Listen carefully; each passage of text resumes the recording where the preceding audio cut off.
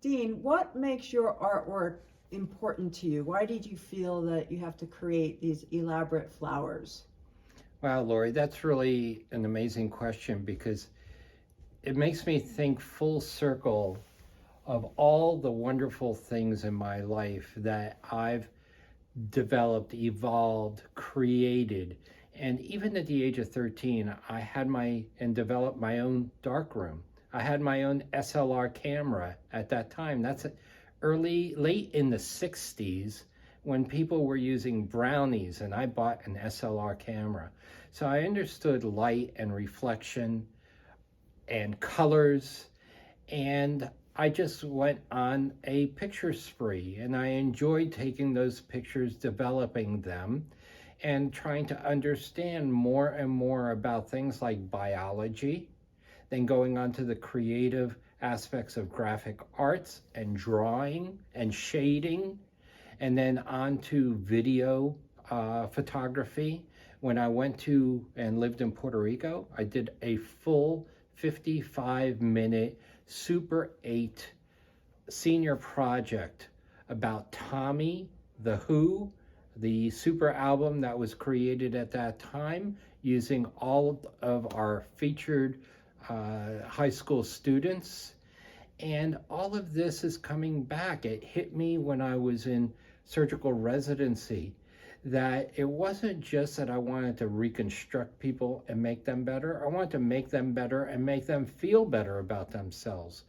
And the artful and creative, again, learning nature of putting things together just the right way, not only that they function, but they had form.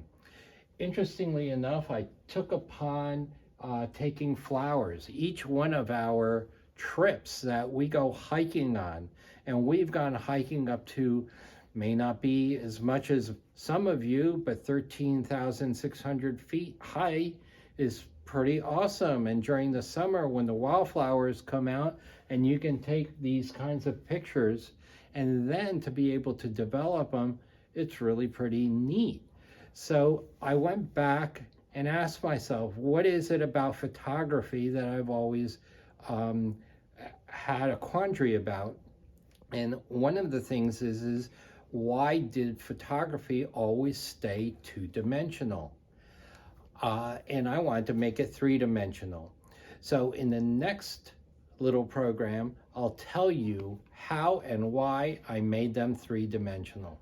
So we're coming back as to why did I come up with this idea of three-dimensionality for photography? Well, everything that's been since the 1800s has been put on plates and gels and flat surfaces.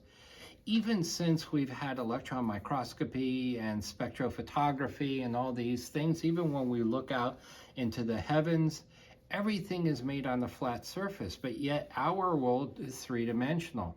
So when I was looking at flowers and looking at the shadowing, which is what gives you that three-dimensionality, I wanted to use photography to make those three dimensions.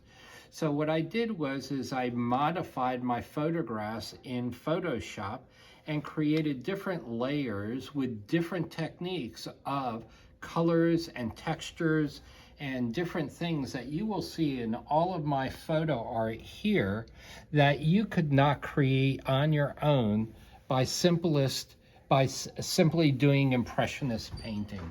And this is what was exciting for me. Another creation, some new evolution, some new learning. It takes me back to making cuts in the operating room, or how does the three-dimensionality of a nose appear, and how does that express itself in the future, a year from now? Or ear, should it be fully flat? Okay, what types of angles and degrees, and how does light affect it? Your eyes and eyelids, the symmetry of your face. These are all things that really appeal to me and have given me the essence and the opportunity to actually work on my three-dimensional art as well as work on my patients. So that's why it's so exciting to me.